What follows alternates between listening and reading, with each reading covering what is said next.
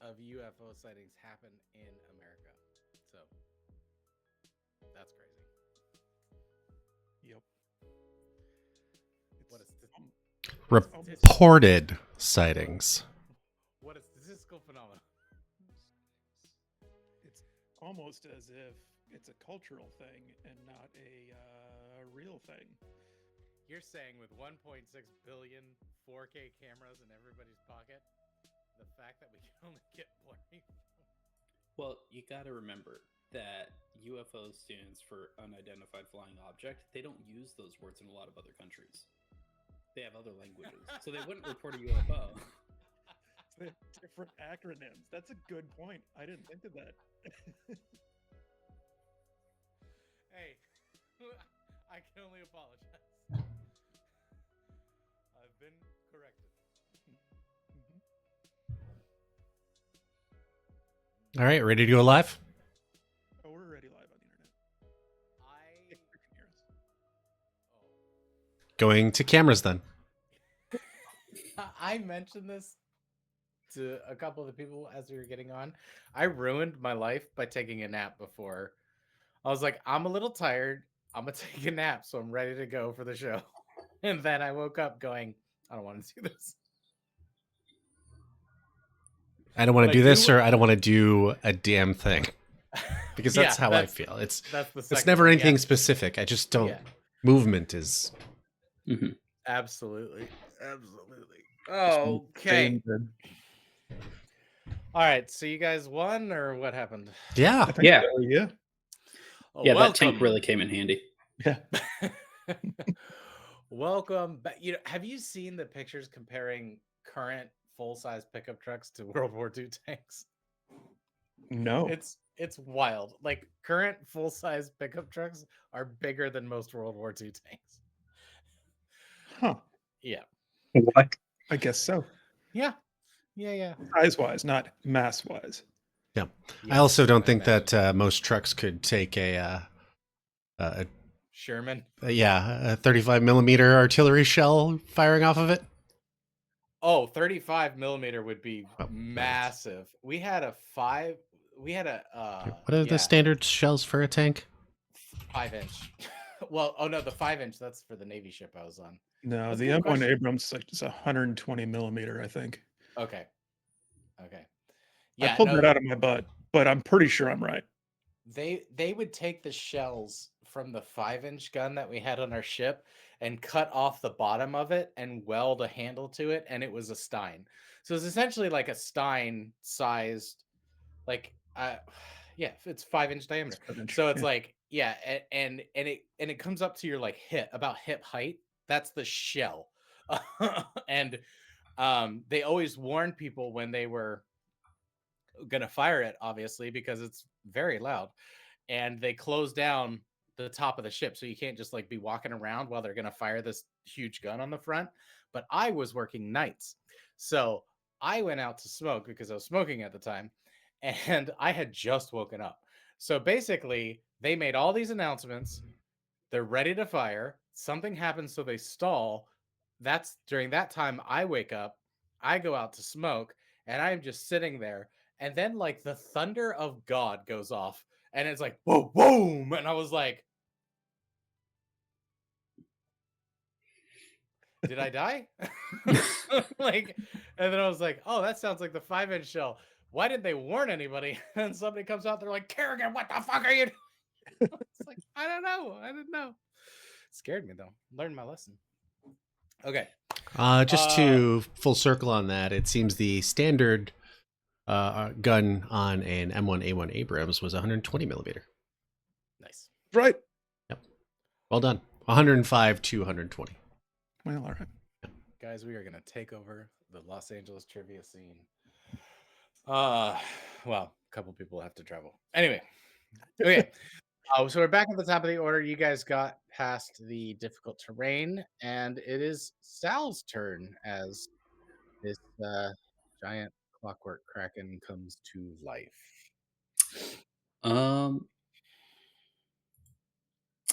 Sal sees the Kraken, but he's like, that the real boss here seems like the guy who's drowned.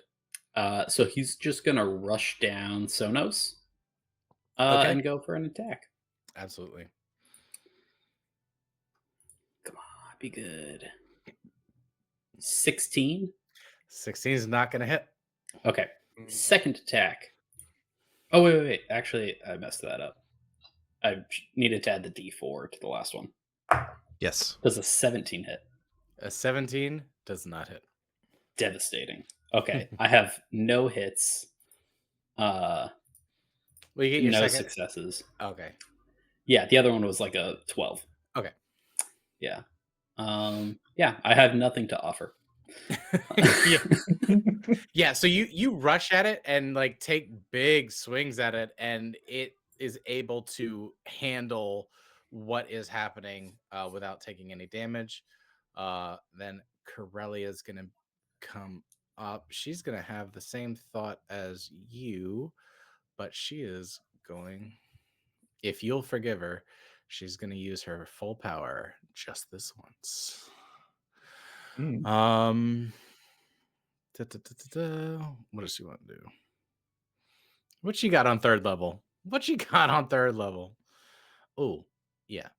Caitlin calls out, so you poison damage.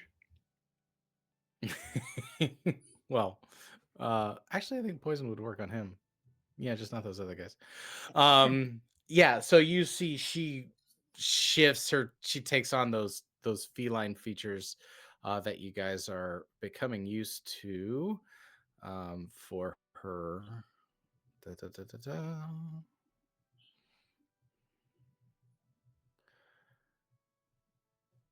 Okay.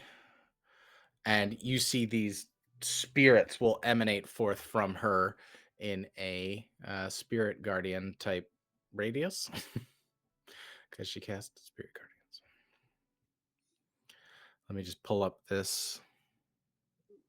Yeah, she will definitely designate you guys not to be affected from it. And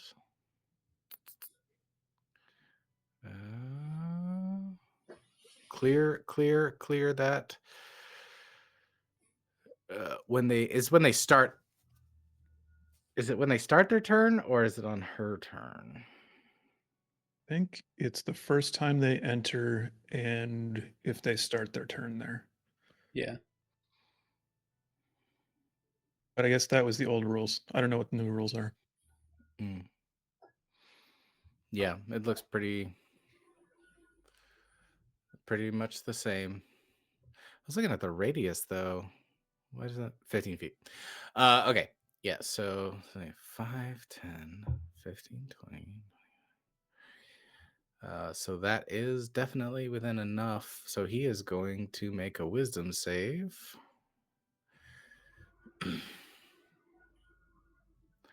And meets it, beats it. So then he will. Where's my D8? 2, 3. We'll take some radiant damage. Okay. And that's going to be her turn. So it'll be back to Caitlin. Okay. Same old story. Gonna stealth for or bonus action hide, I mean, for 20. I got a 29. I don't know why it only shows the first roll. Either way, it's a 27 or a 29. To hit?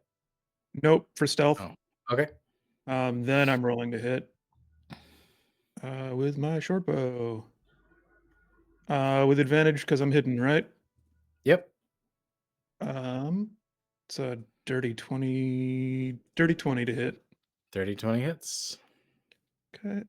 And then 5 piercing plus 12 sneak attack for 17 arrow damage. Ooh, good hits. Good hits. Does it seem like he's also resistant to piercing damage? It does not. You are You are fully hitting him, yeah. Good. Mhm, And that's mhm, my turn. mhm. Okay, and then Elwin's See. coming up. Yeah. Sweet. Elwin will first use its bonus action to command will Dexter sting the Clockwork Kraken. So Okay. Dex pulls out his poker and he's gonna attack. Which poker? This tiny little dude on this giant clockwork crack. Death to enemies! Like gonna drop a visibility and like try to jam a poker. Does 19 hit? It does. Sweet. Cool. Let me just gather up all my dice here to roll this damage. Sorry.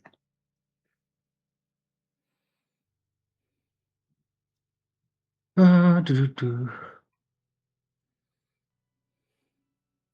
That's a total of 12 plus 3, 15 damage. Okay, yeah, you hit it for 15.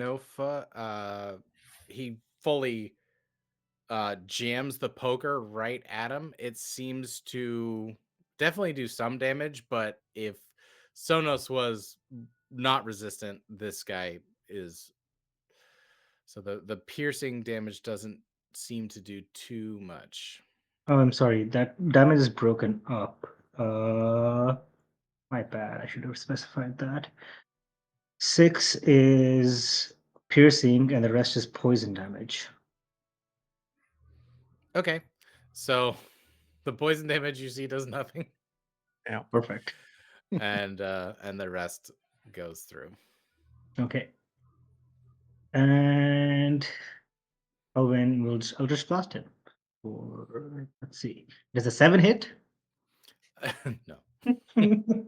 That's on the turn. You can choose to add your bond D4 to it or save it in case you need to make a save at this point. Yeah. So you'll see the clockwork Kraken begin to move, and it is very jerky, and you see one of its tentacles like comes out to like move independently from his body, but whatever he activated in this time, it didn't seem to be like fully ready, and it just falls to the ground ineffective. The second one that he comes out though is going to swing right at Dex. I'm sorry to interrupt. We missed Dex's turn. I thought he went on your turn. No, that was the bonus action, my bonus action. Dex has his own turn. Yeah. Well, you guys are right in the same turn order, so Yep. just roll right into it. Yep. Mm-hmm. Okay. Dex will go invisible and move out to where he does 8, 1, 2, 3, 6. Yep. He can't see invisibility. Okay. Sorry about that. Okay. So you see of his 8 tentacles, one has just fallen. So everything that happened. He will come straight down then, since Dex is invisible, and come to the aid of his master. And that's gonna be oh wait, didn't I do? Oh wait, does a 16 hit Sal? No. Okay. So he's gonna miss you, and then he's gonna swing again at you for 10 to hit. No. Then he'll vary it up and try to hit Corellia for a 22 and a 23. So both of those will hit. And I'm in a sentinel attack in response. Okay. 1 second. She's gonna take 22 damage. That's bad. So 22 minus 6 is going to be, so our temporary hit points go away, and she will take, what is that? 16. Okay. Sentinel attack, please. Did you do that already? No, actually, instead of doing Sentinel, I'm going to do Rebuke the Violent. So it needs to give me a Wisdom saving throw, DC 14. Okay, it rolled a 10. Okay, it takes 22 damage as radiant damage. Fucking takes all of that. Yeah, so it like smashes at you. You are able to go under it, jab into it, takes out one of the tentacles, falls off, so now it has 6. And yeah, you do massive. Corellia looks really, really hurt, and that is gonna be now Sonos will unhand my creation, and he will attack you, Sal. He will raise up his staff and bring it down in this huge arc for a 19 to hit. Does not hit. Ooh. Well, he gets 2. 12? Nope. Okay, so yeah, you see this massive staff come down and release this huge charge of lightning that actually does not hit. Does not hit, and then that will infuriate him, so he will shout. He will basically like tilt back, and you'll see this like it was not done with any type of surgical or hygienic equipment. You'll see his entire mouth. The breath is really, really bad, but it will reverberate throughout the entire chamber. So everybody will need to make a DC 15 Wisdom saving throw.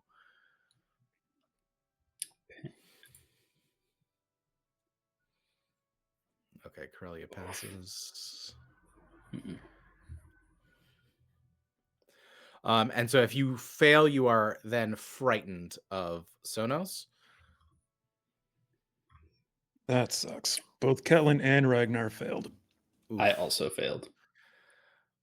I actually would have failed, but I've got advantage against being frightened.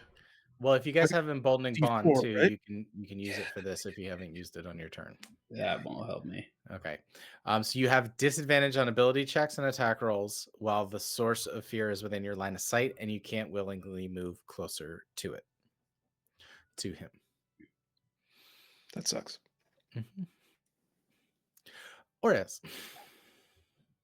Okay. So Orez looks towards Sonos and he grips his staff. He's basically white knuckling it. He charges up some radiant damage to his radiant spell to fire at him, but his anger is blinding him, and he fires it off, and it just goes completely wide and misses entirely. Oof. Yes. Then anything else in your turn, sir? Nope. All right, that's gonna be Ragnar. Ragnar can't get closer, which sucks because that's all that he does is hit things with his fist. Does he not have any javelins or anything? He does have a dart, so I think he's going to throw a dart at her. Him, it, whatever. Yeah, 35 is within the disadvantage, but I had disadvantage anyway, so why not? Yeah, can't be double disadvantage. Fortunately, Ragnar doesn't have it equipped in his character sheet, so I don't know what to add to it. So he had Dex plus proficiency for a dart. Yeah. So that would be +5 to hit. Yeah, it would be one of his. Yeah, it would be a martial weapon. Simple weapon. Yeah, what you could do is if you go to the inventory and equip it, then it should show up under his base actions. I can't because I can't change things on his character sheet. So I can't. Okay. Yeah, you can just roll it and then. He rolled with disadvantage and got an 8 plus 5, so 13 to hit. 13 is not going to do it. Yeah, throw another one. Why not? But he will get. At the end of his turn, he can remake the save. A worse roll. So that's not going to hit either. So that's 2 darts that I missed. And then you said wisdom save? Yeah, DC 15. 8. Okay. So yeah, no, this guy is freaky as shit, and Ragnar is not. Yeah, I think that's his turn. Okay, it's gonna be back at the top of the order with Sal. Okay. So I'm scared of Sonos, right? Not the Kraken. Right. Okay. And I don't have to run away. I just can't get any closer, but I'm already up in his grill. So I'm just gonna do longsword attack on the Kraken instead. Okay, with disadvantage, please. With disadvantage against the Kraken? Yes, all attacks are with disadvantage because the object of your fear is within line of sight. Oh, I thought it was just against him. Okay, in that case, the attacks will just be against Sonos. Okay. That with disadvantage, it's only a 15 to hit on the first attack. Yeah, 15's gonna miss. And then roll again with disadvantage. Don't forget your D4 if you've got it. Nat 1. Do you want to add your D4 to the 15? Oh, I guess there's a chance on a 4 I might be able to hit it. No, only 18. 18 hits. Oh, it does? Okay, sick. Sonos. Yeah. Nice. Then I'm going to attack, and I'm also going to throw a smite on that. Okay. Get him. Yeah. So is he a fiend, by the way? No. No? Okay. So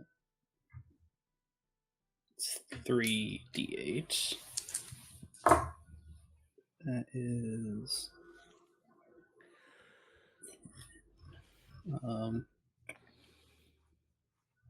so that's 10 radiant damage. Oof. And 8 slashing damage. Okay. Yeah, you bite into him with your longsword, even though the way it is a horrifying thing to look at, and the smell's even worse. And you manage to get a strike in there, which is awesome. I But he's aim right definitely for the bloodied. Yeah. I aim for the face and I say it, don't spray it. After he shouted. Yeah. Okay, and then Corellia would go up. Oh, I just realized Do you get it though? Like sea spray, like yeah. Yeah. Yeah, I'm tracking. Or is this chuckling in the background, like? Yeah, ever you see Corellia, like inadvertent laugh. Okay. Yeah, so Corellia, he has to make actually they both do now have to make a fuck you save. I just forgot what it was. I was gonna have it up and out, and that way I wouldn't need to I got a 14 on my wisdom save, so I think I'm no longer frightened. Or was the Yeah, DC 14? correct. Yeah, it was 14. Good. Where's the DC of this thing again? 14. So Sonos makes a wisdom save and passes. Kraken makes a wisdom save and fails. So we'll do 3. That's going to be 11 damage to the Kraken, but only 6 to... Boom. Okay. Then on her turn, for her actual turn, since she passed her wisdom save to initially be frightened, she'll tell us like, my lady fears none so small as you, and will take her mace and swing it right at dude's face, which is going to be a 12, which misses. But then she can... No, she has to hit. Okay, so that's her turn. Great. She can tack on some really great stuff, but she needs to hit.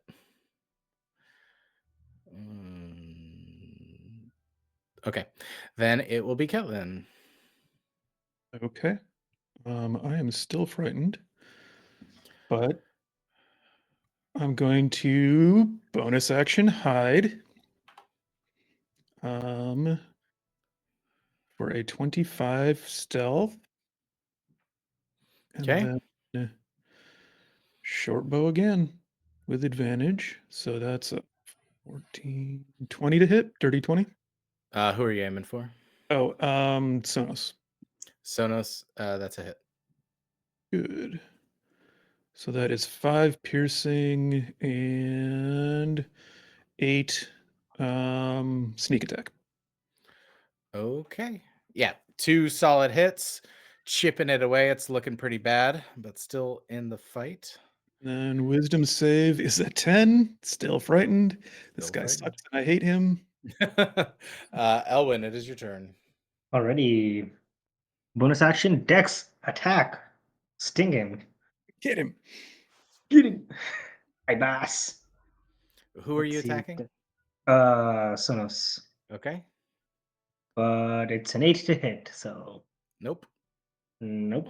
The daisies. Yeah. And then as Elvin's action, he's gonna cast Witch Bolt onto Sonos. See how that goes. Does 18 do it? Who are you attacking? Sonos? Sonos, yeah. Yes, 18 will do it. Sweet. That's 40, 12 of what kind of damage is it? It's lightning. 4d12 Yep. for Witch Bolt? Witch bolt is no joke. When did Witch That's- Bolt get good? That's 24 damage and then 1d12 on each of my subsequent turns. If you maintain concentration. Yeah. The Witch Bolt. I gotta pull that up. Such a long time ago, Witch Bolt got like written off in my mind as a garbage spell. Yeah, well, I mean, before it was basically a extended cantrip. It's 2d12. Are you I looking have at the new 40. rule, the updated Witch Bolt, or the I just searched Witch Bolt. in? I'm also This casting at yeah. the third level. indicate. Okay. Oh, you cast it at 3rd level. Yeah. Oh, okay. I missed you saying that, so I apologize. Yes, absolutely, 40-12, and that's brutal. How much damage again, please? 24. 24. Ooh. You're gonna hate to hear how much HP has got left. All right. What else? Oh god. That's all on my turn, but for Dex's turn, he's gonna pop invisible and then move around Sonos to the other side. Okay. All right. So yeah, the clockwork Kraken, the clockwork Kraken is gonna go now. It's gonna kind of divide up its turn in a similar sort of way as last time. It seems pretty simple, but it's gonna swing at Sal first. Does a 13 hit? Nope. Does a 23 hit? That'll do it. Okay. So that is going to be 12 bludgeoning damage to you, sir. Okie dokie. It's gonna swing at Corellia again. Ooh, a 1. And then 25 is definitely gonna hit. And then that's gonna be.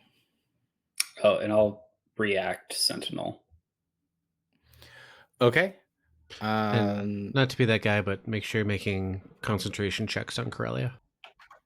Yeah. Mm-hmm. Absolutely. I am fully I'm not narrating everything that's happening back here to try to keep it going faster, but yes, she her feat as well as Warcaster, so she gets to make her concentration checks with advantage.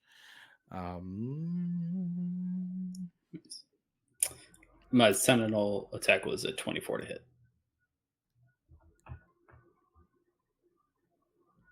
Okay, yeah, 24 hit.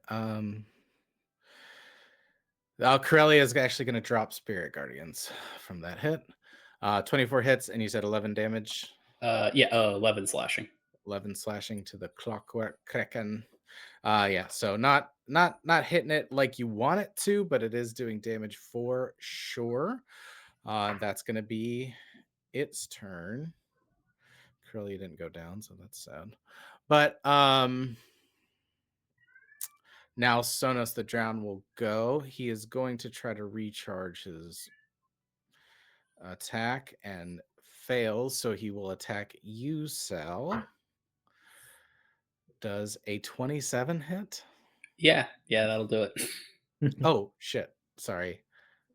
27 and 23 to hit, and then it's going to be...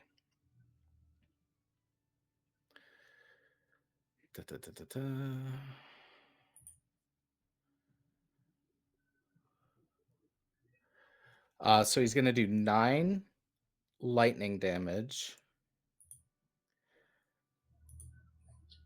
And then 13 thunder damage.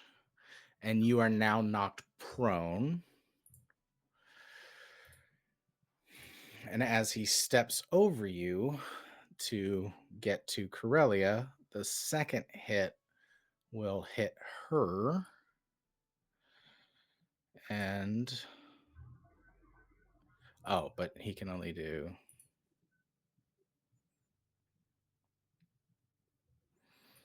oh, I messed that. Oh, no, I didn't. Okay. Yeah, so you see he hits you for bad and then hits her just as bad, and she goes fully down. You hear her, it's like, my lady, no. And she is unconscious. And then just as a reminder, for our campaign, we did decide to do death saving throws in secret. So you will not know the results. But it is now Oraz's turn. Okay, so Oraz sees this happen, and he's just growing more and more frustrated with everything, and he calls out and says, Sonos, we gave you every opportunity for peace, and yet you continue to choose the path of chaos. And he's gripping his staff, and as he's gripping his staff, it's starting to channel radiant energy into it, and it's starting to glow brighter and brighter as he moves up next to Sonos and within range of the clockwork. And he looks at Sonos and says, fine, if chaos is your path, let us walk it together. And he jams the staff into the ground, and it erupts into spirit guardians forming around him. But the spirit guardians are in the form of Oraz's chaos, which is little tiny Lord Embers being chased by little Dexes in a 15 radius circle. That's amazing. I love it. That's perfect. Absolutely. Okay, so it's so dumb because I just had this pulled up. Let me just make it its own tab. We're doing a save. Yes, wisdom saving throw, Wisdom. 15 to beat. Wisdom saving throw. Sonos is gonna fail, and then Good. it will be a miracle if the Kraken passes. All right, well, of With a course, -5? the worst possible roll I could get, a magical 5 radiant damage to Sonos. I'll describe how he dies, please. So I think He had Ember 1 HP. Ember and Dex, the ethereal form of them as guardians, just gang up on him and just start pawing at his face. And and Dex has his poker, and he's just like poking him in the back. And it's just like this dog pile of little Embers and little Dexes. They're fighting over who can do more damage. He's like, mine, fucking mine. He's like, so it's like 1,000 like tiny imp pokers, and like Lord Ember's like batting at him, like, he finally succumbs to the divine energy, and you hear him call out. He's like, Father, no. As he calls out to his tide caller patron, which probably is fine. I don't know if that warrants any further investigation. Yeah, so Sonos the Drowned is no more. Nice. And that'll be 2 radiant damage to the clockwork. Very good. Yeah, you see it flinches a little. Uh, okay, and then oh, oh, sorry, I didn't do this roll behind the scenes. Okay. Okay. So then that's gonna be back to the top. Oh, Ragnar, sorry. Okay. Ragnar was scared of Sonos, but Sonos is dead. Yep. All that's So dropped. he can finally run forward. He's going to sprint up next to Clockwork Kraken and punch with his fists. Because how could that go poorly? This is a +6 on his d20 rolls, so 16 to hit. 16's not gonna hit. Okay. Second attack. 3. 9 to hit. He's going. Yeah. No. Okay. He is going to burn a key point. Can you do 2 key points on a turn? You can as many as you have the action economy for. Oh yeah. Mhm. Okay.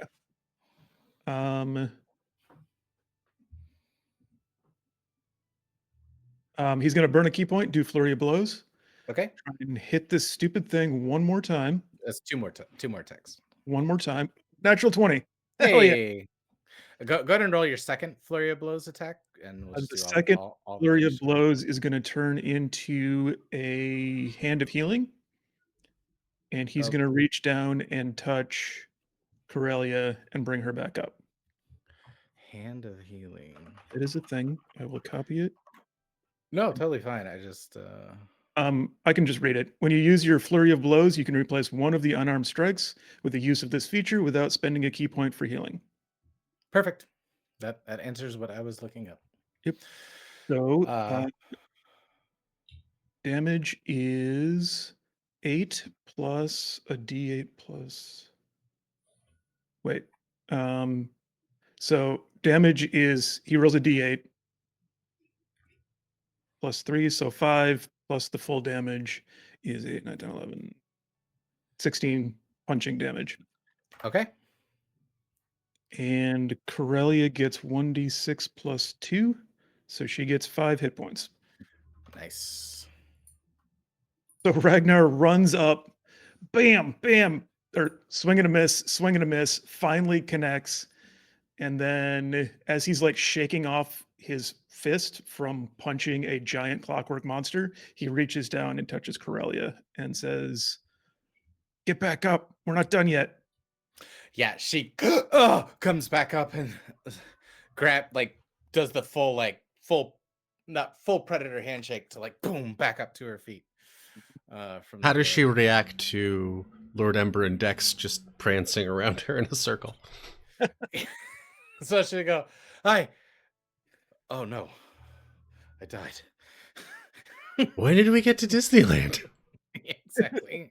Like, oh god, it's just like that old gypsy said.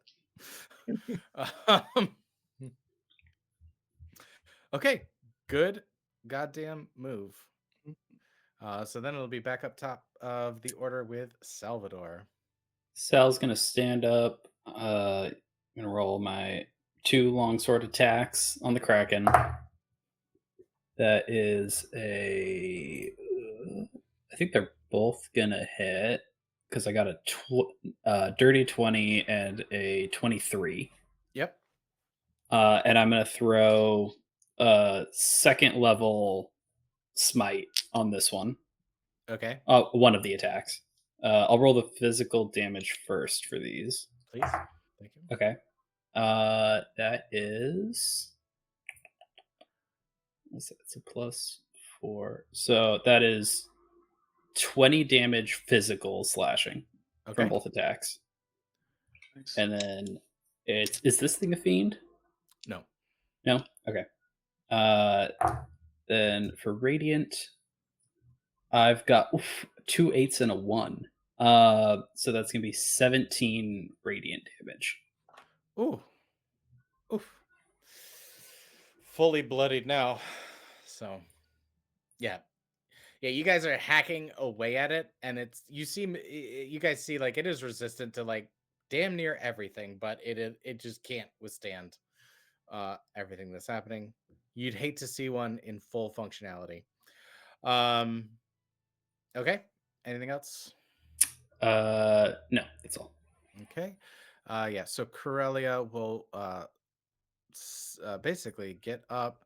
She's gonna cast false life on herself at a second level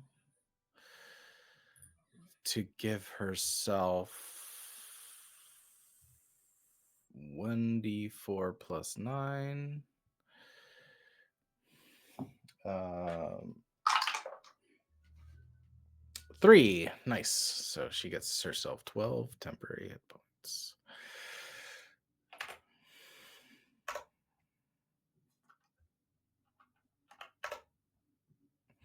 Uh, 12 temporary hit points. And then for her bonus action, does anyone want Sanctuary? I think we're fine. Okay. That'll do it. So Ketlin. Okay. No longer frightened is nice. Can I'm far away, so this is probably a dumb thing to ask, but can I see any weak spots or a way to turn this thing off? I will, if you want to give me your bonus action, I will let you do a um nature or if I'm taking your bonus action, I'll kind of leave it up to you if you want to do maybe like an insight or a perception or a survival, kind of like opening it up just a little bit for you Okay. to see. Um and Okay. then sort of like kind of the Pathfinder rules of like how each creature has like a lore score where you can just like learn about it if you roll high enough. I'll Okay. have a DC in mind that We've got to act fast. does Sure. that for you. Perception works for me. Okay. I got an 8. What do I know? What do I see? Yeah, so for an 8, you can see that the fleshy parts of it seem to be very resistant to all physical, any non-magical type attacks. And then based on what you've seen before, even with an 8, you can imagine that it is immune to poison as well. Sure. And that just on its actual construction, it is also immune to psychic damage as well, because you can tell it doesn't have like a mind of itself, which then kind of leads you into it's not going to be able to be charmed, exhausted, frightened, paralyzed, all those kinds of things. Okay. So you basically get a big HP tanky tank that doesn't really have anything else, but it Well, can do like up to 4 attacks. So this thing sucks. then I will shoot it with a short bow Yep. because I can't do anything else to it. I got a natural 1 for a 7 to hit. Yeah, that's not gonna. No, Yeah, so it's okay. not gonna do it. Yeah. Mm. You get 2 attacks though, right? I don't. Oh, I thought you did. I got 1 attack per action. Hmm. What the hell was I thinking of? Well, Mm, yeah. Anyway, so you're assessing it and you see like the metal parts and you're like, oh, I'm gonna try to hit something sensitive, and it just plinks off. But we have Elwyn bringing yeah. it up. I'm also going to move over to a little farther to the right to see if I can get closer to that tent. I'll take it. Uh, That's my turn. Elvin will try to do Secret Flame on this guy. So a dex saving throw, please. Okay, it got a natural 20. Bam. Thanks. Uno Yeah. reverse card. Yeah. Okay. And unfortunately, Dex is too far away to do anything, so it's going to have Dex move up to him, and that is both Elvin's and Dex's turn. Okay. I will take it. Okay. They go. Dex goes. Okay. Yeah. So you will see this now that it has enough people around it. Let me go ahead and move him out of the way. You will see it generates some momentum and begins to spin in a circle, like Oh, at its waist. That is a completely unnatural move. So Ragnar, Corellia, Orez, Sal, and Dex all need to make dexterity saving throws. And the DC is 15. God damn it, Corelli. 14. Dirty 20. 11 from Ragnar.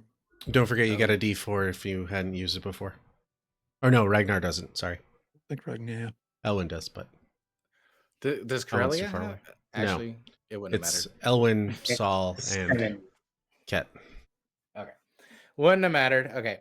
So if you passed, do the math. On D20. what? Hold on. No, it's On big. a 1d4? It damage? just lost it. It didn't do my math. Okay. Listen, math is hard. Yeah. 32 thunder damage. Curly is down again. Or the tail? Mhm. Damage. Okay. Dex is dead. Yeah. Okay. Ragnar's up, but he is very, very hurt. 32. I'm guessing. And then if half if you pass. Yeah, I'm still down. Okay. We got too close. And then yes, thank you, Orez, for your concentration concentration check. You said Dex is dead. Yep. My poker is as he like gets obliterated by thunder. Yeah. Yeah, and that's actually its whole last turn. Make a wisdom saving throw, please. Let me see if it gets its weapon back. It does not. Wisdom saving throw. You got it. It is a 22. All right, that's a Oh, yeah. save. But he will take 8 radiant damage regardless. Ah, yes, Spirit Guardians. Thank you. Okay. Great. So then that's its turn. This is happening over here. Okay. Good for them now. And that guy died. He can go away. And it's Orez's turn. Okay, Orez sees everyone looking terrible and decides to continue channeling his radiant energy, and he's going to use his channel divinity and places it into the palm of his hands as a balm of peace and taps Corellia. Then he's going to dart and run over to Saul and tap Saul. Then he's going to dart to Ragnar and tap Ragnar. Then he's going to jump to the other side of Ragnar and give them... One second, let me go ahead and do the math here.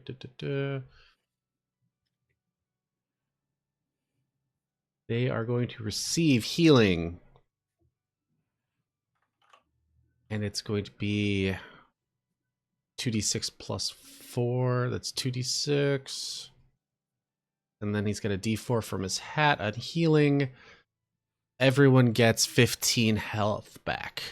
Nice. Nice. Except for Dex, who is obliterated. It's okay. I like it. Who said that? He can talk when he's... You feel a little like Claw tap you on the shoulder. I've always been here, man. No. And then the Spirit Guardians are still going and still within range of the clockwork, and Orez just looks right at the clockwork and is like, you better die. He's an angry little guy right now. Yeah, no, it's some people don't like leave you a choice. Ragnar. Ragnar is going to take 2 attacks and then burn a key point and take 2 more for flurry of blows. So he's going to make 4 separate attacks. And I'm just going to roll all 4 d20s at once. Son of a... It's plus 6 on all of those, on each of those. So the highest I got was a 14 to hit Oh. out of 4 attacks. Yeah, so yeah, this thunder wave attack that the clockwork summoned, and you see I should have mentioned this as it happened, but these like clockwork pieces in it. Like there is like some power cell looking things, though your character doesn't necessarily like have a context for it. But you did see a prismatic cog earlier in your journey, so you do understand like you would be able to like cognitively put together the idea of a mana battery, and like you do see like it is the one cell that it's had is diminished from that thunder attack, like it powered down. But yeah, Ragnar is shook and not able to land a hit. But then it's going to be back to Cell. I'm pretty tapped out of most of the stuff I can do, so it's just going to be 2 attacks. Okay. Let me roll those. Oof. Best I got is a 16. Yep. You still have your bond. You're right, I do. Okay. So that is actually a 19. That does hit. I was Okay. just trying to move it along a little. Okay, and then damage. Wait. Why you gotta do that, Jason? I was trying to move it. Okay, 9 damage, slashing damage. Slashing damage. Okay.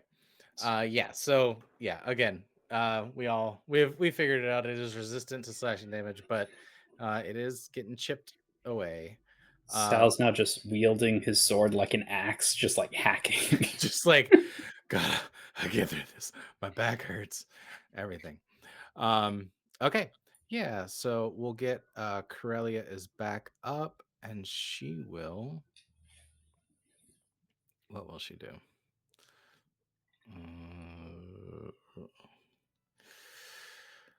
Well, she will see that.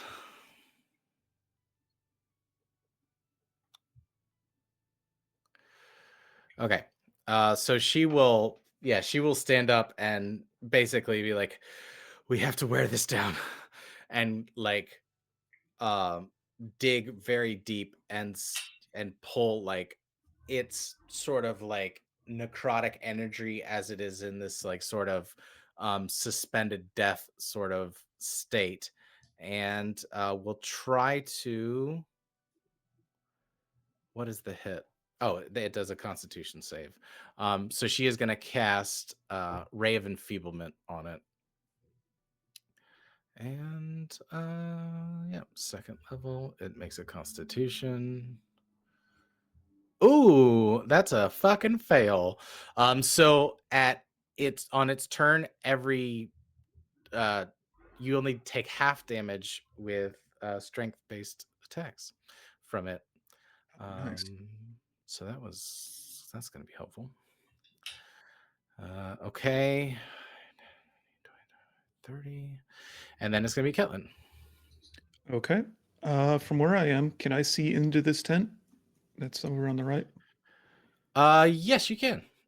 So you do see there are several figures in there that are kind of stacked and wrapped up. Okay. That's what you can see for free. If you want to like use part of your turn as a perception, more than happy to give you more info. No, we need to finish off this clockwork dude first. Yep, I'm gonna do my thing. I'm gonna move a little farther, closer to the tent, but not terribly far. Bonus action hide. For a 21 stealth, and then short bow with advantage. It's a 14 to hit. Not rolling well. Yeah, 14 is not going to hit. All right, that's Catlin. Okay, Elwin. Alrighty. Elvin's gonna move up here to get line of sight and good old Eldritch Blast. Did you? Oh yeah, The classic. 21 to hit. 21 hits for sure. Let's go. And damage. Not bad. And does anyone need healing? I believe Sal could use some. Yeah. You look around at the party, everyone is beat. Just blood Yep. pouring Does down anybody need everyone. any healing? Anyone? Anyone, raise your hand. Raise your hand. Because that thunder got a lot of you. So Actually, I was over there, everyone. but Yeah. it looks like it. I healed everyone, and it's still everyone's still bleeding actively. Still bad. Yeah, Corellia's Let's looking see. at you as there is like an active nosebleed, and one of Sal her gets eyes is 9. puffing. Sorry, 9 for what? Sal gets 9 hit points back. Okay. Yay. And that's my turn. Okay. Let's go ahead and do this then. Da, da, da, da.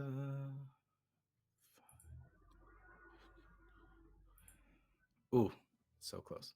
Okay. And then this, your favorite guy's gonna go again, and he's got 1, 2, 3. Yeah, he's just gonna go in order.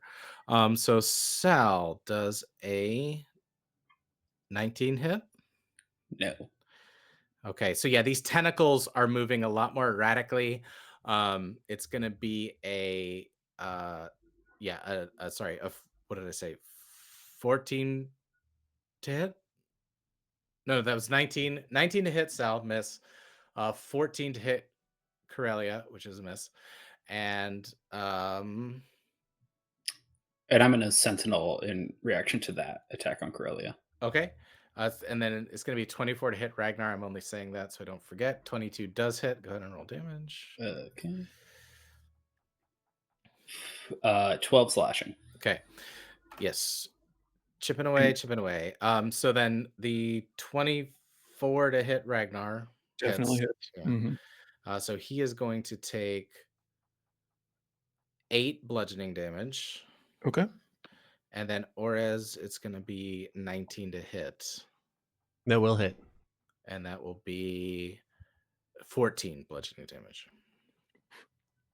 14 even. I am down, Oh Okay. no. which means I do lose my Spirit Guardians. Does the D4 go down with you? No, Okay. it's just there for 10 minutes. It's a feat, not a spell or anything. Cool. Nice. Okay. And then on that turn, Catelyn, you will hear sounds coming from the tent. Kind of sounds.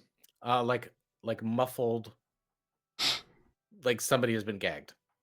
Okay. And they're struggling. They are awake now and struggling against their bonds.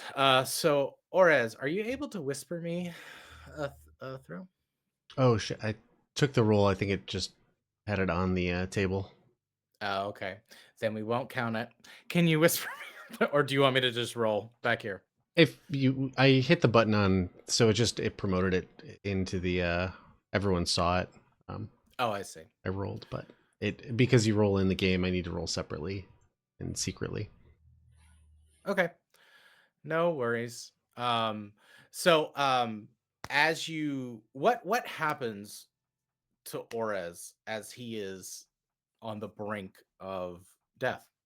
It's sort of like a encroaching darkness around him as he's just falling, kind of perpetually. So he's in this realm of darkness. He sees a light up above him as he's going further and further away from it, and the darkness just keeps closing in further and further.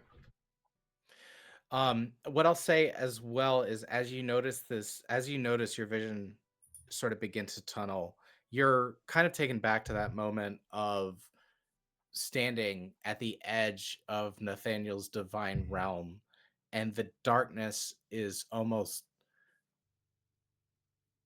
it's like a 1-for-1. Is that like it's not black, it's void, and it's just sort of like it's like this natural thing that happens as you are consciously aware of dying, that it's just like everything's getting smaller and everything like slowly turning down the lights off. But because you have that same sense of void and you remember the interplay between that void and the divine realm, as you turn your gaze inward, you feel sort of the same sense of calm and peace and balance that was a part of Nathaniel's divine realm. And you kind of feel that connection of like, yes, this thing is happening, but you're not alone in it. And it's almost this calm, like moment of balance that you understand of like there are like coming in here and like this guy that's like, I am going to take your parts and make something greater, is like death is the balance for this moment. maybe not yours, but you feel Nathaniel's gaze sort of like turn towards you as toward you, I should say, as you uh save your first death saving throw. And Ragnar. Okay. Seeing Orez go down, Ragnar is going to do his 3 attacks plus Hand of Healing. Because we can't have you on the ground. You're our cleric. So I'm going to roll 3 attacks. All really bad again. Ooh. And then you get 1d6 plus 2 healing as Ragnar reaches down and gives you 7 hit points back. And pulls you back to your feet if you let me do that. Yep. Get up. I let out Not done yet. I kind of choke out my breath. Ah, where? What? It's still happening. It doesn't stop. We're not done. And I raised my shield up a little bit to just hopefully ward off whatever's about to happen. And Okay. Absolutely. Sal, you are back. Yeah, 2 more longsword attacks. Got a 19 and a natural 1. 19 will hit. Yeah. Roll the damage. That. And it is 8 slashing. 8 slashing. Okay. Chipping away, chipping away. It is looking bad, but it's still looking decently functional. Anything else in your turn? Nope. Okay. So since these things happen, since turns of combat kind of happens essentially simultaneously, you see both Ragnar and Corellia like rush to Orez to like heal him, and Ragnar just gets there first, so she just lets it happen. But she will step through and over to interpose herself between you and the Kraken, Orez. yeah, don't And- mind me laying here. Just step right on over. Yeah. Yeah, so she goes to heal you. It already happens. She stands in front of the Kraken and says, and you see her in like make complex like somatic moves with her hands to invoke her lady, and your eyes completely like fill black in a cool way. I just sorry, It's not that cool. fully tangent of like I remember like one of the first like D&D things, it was like the way we would describe things was just so like in like a cool way. Just let people fill in the gaps, which is totally valid. Some of the best uh, sessions. Anyway, and she goes, "My lady, I beg you spare this traveler." And you feel this kind of veil fall over you, Orez, as she casts sanctuary over on you. And suddenly I feel the warmth, like the coldness of being void of light and falling away from it suddenly feels like a warmth.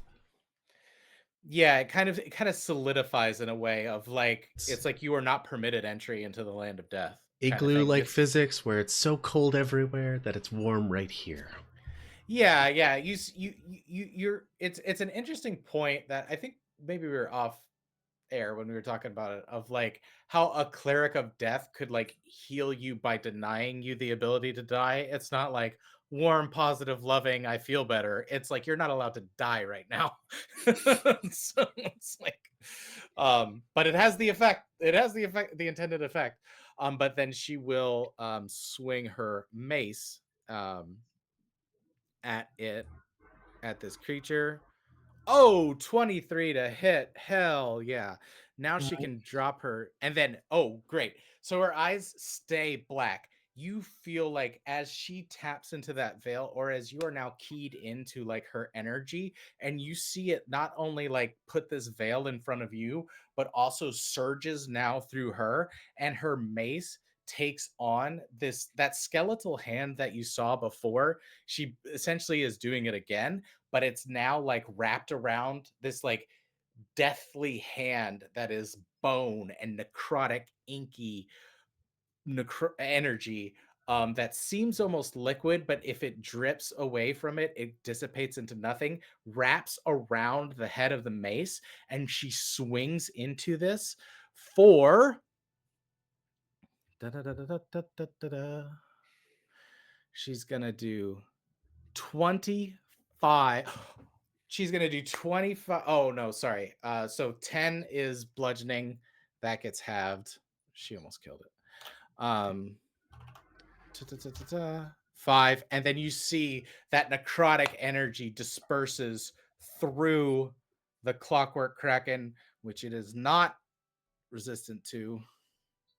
Yes, and it is on death's door.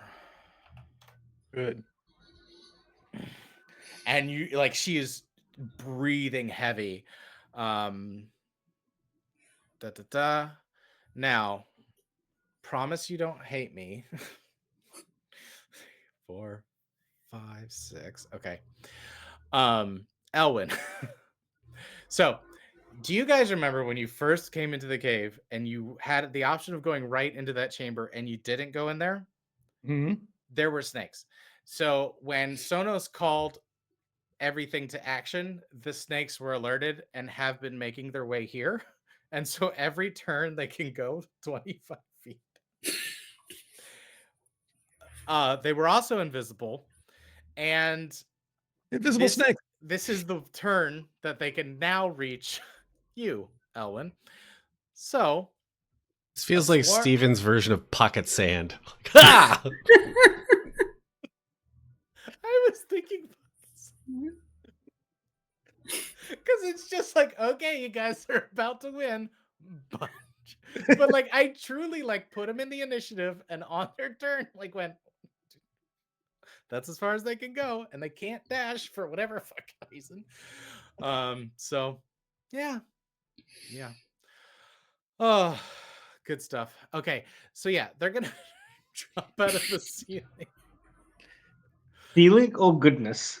They're gonna drop from the ceiling, and they're gonna attack you, Elwyn, for Yay. a 13. No. Does it hit? Okay. Please make a dexterity saving throw. Okay. DC 12. I thought they missed. Bad. It doesn't matter if they miss. 11. You're now grappled by snake. Wait! Your bond? 1d4? Oh, Yeah. 1d4. Oh, so yeah, if you use Pass it, that shit? you'll pass it. So Yes. Okay. Yep. So, Elwyn, you're completely focused on what's happening in front of you. All of a sudden, you feel like a swarm of poisonous snakes drops down and like just exactly misses you, and you carefully step out of it, and you're like, "Why? I hate this place so fucking much." Okay, Kellen. Dex, I'm like, Dex, help! Mhm. Then I realize he's not here. Yeah. Catelyn's gonna do her thing. Stealth with advantage gets a 26.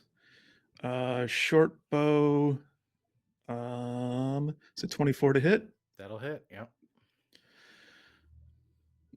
1d6 plus 3 is 8 piercing damage. Plus the sneak attack is another 12. So 20 piercing damage. Nice. Okay, so go ahead and describe how you take down this clockwork kraken. I think Catelyn can see weaving through Salvador and all of her allies fighting this little mana engine power supply thing. And it takes her like 3 rounds to do it, but she finally lines up the shot and hits this power supply square in the center, and it explodes Boom. gently. That's her friends are next to it. I was like, okay. We all everyone look make really cool jumping away from the explosion. like Catelyn goes, Doc. Yeah, no, you see you knock it out of alignment in this exact way, and it like powers down and stops as it was like about to swing again. And you have defeated the clockwork kraken. Um, And I don't think Ketlin saw the snakes fall from the ceiling because that's crazy. Why would that happen? And she's like, "All right, we won. Good job, everyone. Let's free the people." okay, Elwin, it's your turn. Of all these snakes, so Elvin is gonna take his flower and stab them. Whatever the closest one to him. Sweet. Does a 6 stab them? Let me actually pull this up right here. Sorry, I had them. If you guys had went left, I was gonna have them in a different sort of initiative. So we will do this. Does a 6 hit? Is that your question? Yeah. No, Yeah. it doesn't. Oh, okay. Gotcha. Attack again with the same weapon. Does a 20 hit? It does, yeah. Okay, sweet. Good. That's 7 piercing damage. 7 piercing damage. Great. And that's about it. Okay. Yeah, so you definitely like take out one of the snakes that's like in this swarm. And one of them, and then all these tiny other snakes that are not part of the swarm, but part of the swarm are gonna come in because they actually all go one right after the other. And we're gonna do it this way. They're gonna bite you. Yay. Does a 12 hit? Nope. Okay, that's 1. Does a 16 hit? Nope. Okay, that's 2. 2 more. Does an 8 hit? Nope. Does it? And a 15 doesn't hit. Nope. Okay. Yeah. So these snakes all like Jumping around. and you're like, I want to go home. I'm just a baby. Okay, that guy's dead, and it's Orez. Oh, but you do hear more muffled sounds coming from within the tents. Yep. I'm gonna head over there on my turn. Okay. Check the tent. And Yeah. Orez is going to book it right into the small spot that is between Elwin and the snakes. And he is going to call out, similar to what he did before, "How many times do I have to tell things to be at peace?" And as he says peace, Word of Radiance, the cantrip, erupts from underneath him in a 5-foot radiance, avoiding Elwin and potentially hitting all the snakes within 5 feet. Yeah, you'll hit all of them for sure. So that would be a Constitution saving throw from the snakes, please, or a 15. the first one rolled a 1. Oh, so that and it they share a thing. So All right, so that's yeah. 6 radiant damage to all of them. Okay, so all the little guys are gone.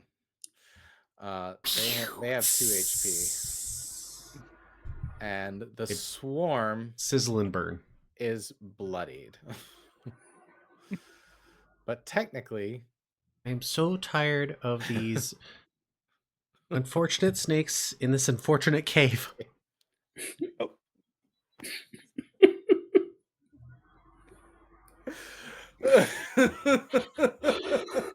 well, there's Aura's shirt for the episode.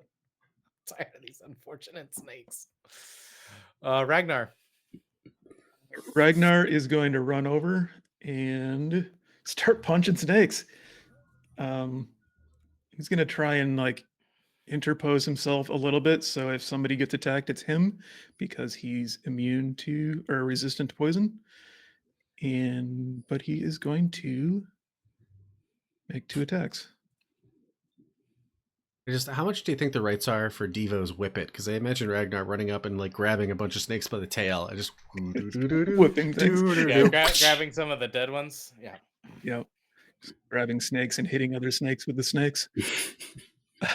So it's a 7 plus 6 is 13 to hit, and 13's then gonna miss because they have a DC of 14 or an AC of 14. and both attacks miss. I'll just he's trying to punch snakes, but they're so like slippery, like because they just kind of go with it. It's like not affecting them. And yes, I am gonna make you roll this out. So Sal, it's your turn. Can I even reach the snakes from where I am? 10, 15, 20, 25, 30. I can just barely get there. Love Yeah. it. Okay. Love it. I'm gonna run up. Sal doesn't even run up. He's just like kind of dragging his sword behind him because he's tired.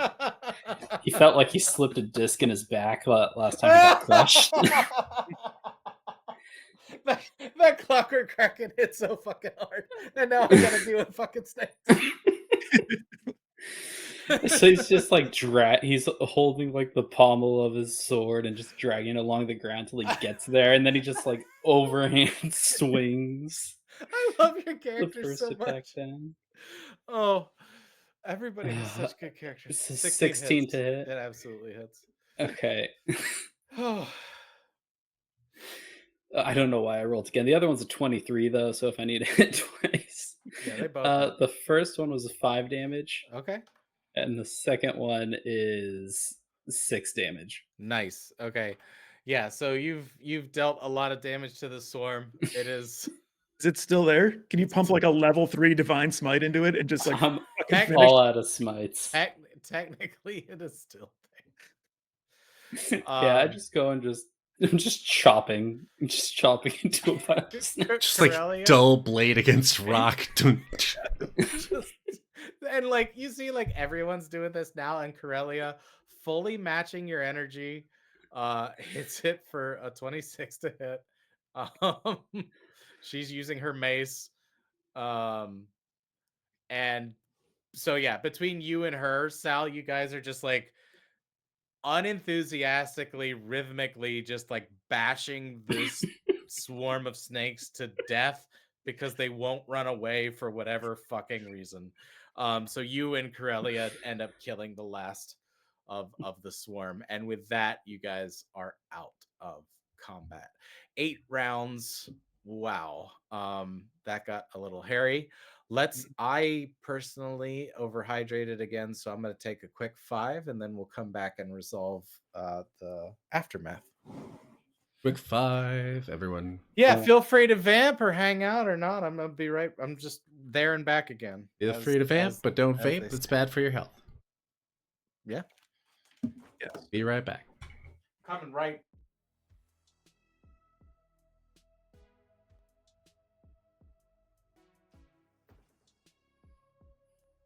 I might do the same.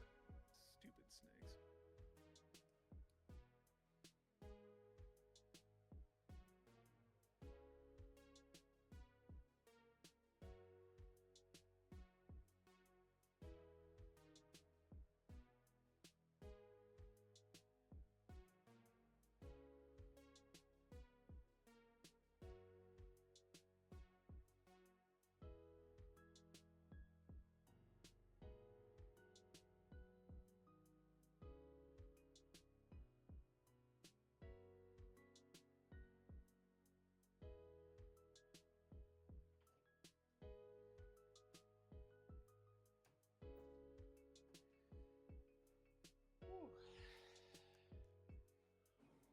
Lord have mercy.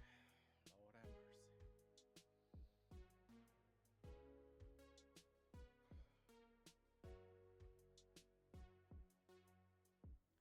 Oh, I see we are on a be right back screen. Yep. We are. Our audio is live, so that's fun. I gotta find it again, but I found I think it was TikTok of the microsecond the session ends, and it's the DM going, "Was it good? Good? Was it good? Did you guys like it? Was it good? Good? Was it good?" Like this is like the most like insecure moment. I have those, and I have like morning of every session, home game or not, I wake up going, "Oh shit! Like, what if it all falls Yep. Or what if I skilled it wrong? What if I didn't plan enough? You know, Yeah. Oh yeah. all of it. I definitely have those feelings. And also even even if people are being like, "Hey, that was fun. Thanks for doing that. See you next time." And I'm like, "All right, they hated it. They were bored as shit." They hated it. Yeah, those liars. These people, my friends, these friends of mine are lying. They hate hanging out with me every time. They hate me. They're not my friend anymore. Yeah, there's that, and then it's like, oh yeah, I always say I'm a forever DM and I love it, but yeah, it's so funny how that just, I don't know if that's put there or like it's kind of, I think it's a little of both. I think I'm naturally inclined to be anxious, and then there was a lot of performance stuff growing up. Had to make straight A's, had to do extracurriculars. Yep. So I did decide our next company meeting though will be at La Bodega in Los Okay. Angeles. That beer is my favorite now.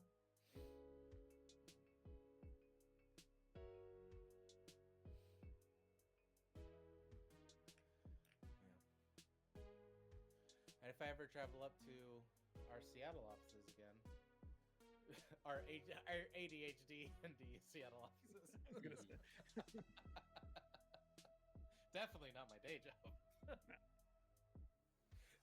this don't let the six of us fool you. This is a many tiered Sorry. organization with many remote satellite offices. Yeah. Oh yeah.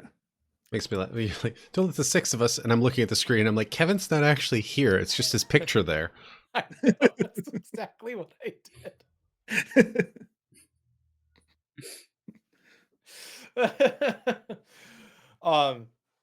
But I love it because I was talking to my partner about it, of like how much I love and appreciate Ragnar's character, because it's like the it's wait, has he said, yeah, so like with everything that's going on with like his family right now, is like he's like, this is my level of play right now, and it's like, welcome. Like we have space for you. We need you to come along because Kevin's got a lot of shit going on and we really got to handle it like right now. Yeah. But I've been in those campaigns where it's like it's kind of tricky when like you have very compelling reasons for multiple PCs to like go in opposite directions, you know, which usually either tie them together or just do one after the other. Cool, great, good, and great. Speaking of One. Ketlin's problems, Speaking of Catelyn's problems, y'all she's won. gonna go walk into a tent. Absolutely. Yeah, so there is a figure that is struggling against its bonds. As you pull them away, you will see a figure that looks a lot like, sorry, I want to do it this way. Where is, no, this is the right screen. I will be sharing this image. Looks a lot like this. So, Ketlin, what you are looking at is yourself. You see a figure that is bound and has been like working their way loose from the bounds themselves, but as you pull back like their coverings, you see it's you're looking in a mirror, only your reflection is dirty with a swollen, like been very badly beat. I also am dirty and got poisoned not that long ago, so we probably look pretty similar. Yeah, I like. Are you Ketlin?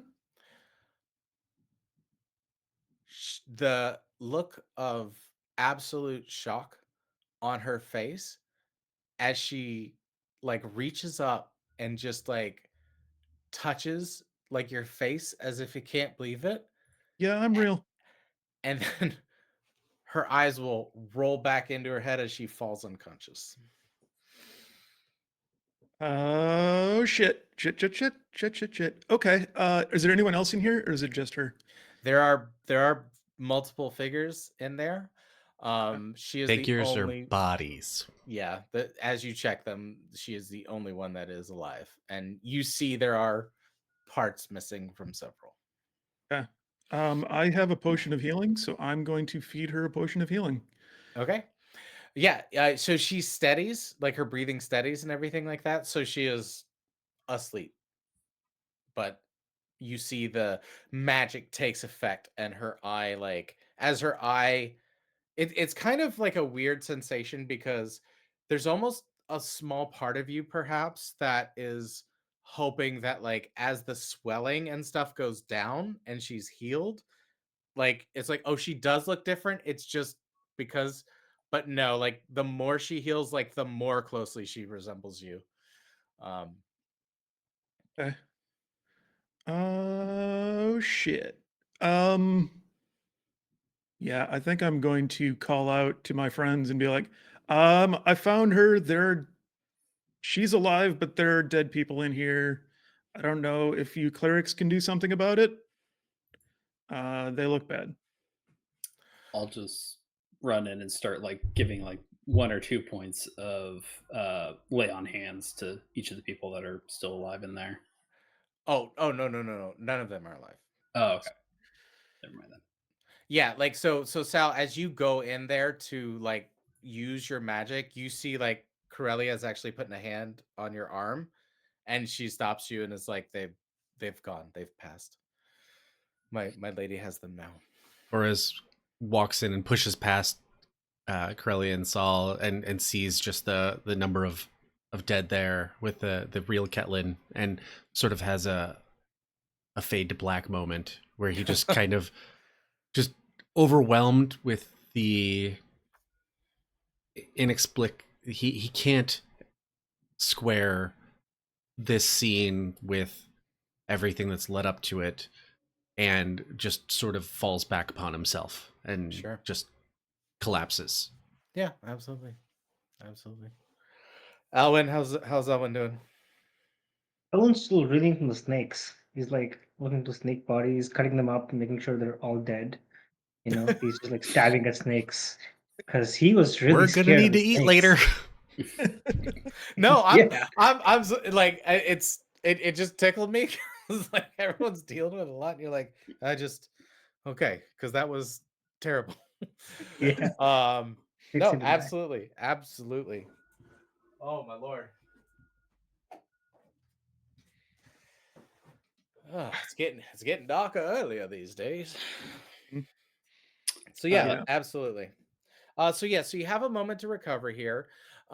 You guys will be level 6 now. So because the even like prior to me making modifications, that clockwork Kraken was CR10, and then the priest was 7, and then you guys also fought your way there through water elementals. So my hat is off to you guys. That was some very good D&D. Hmm.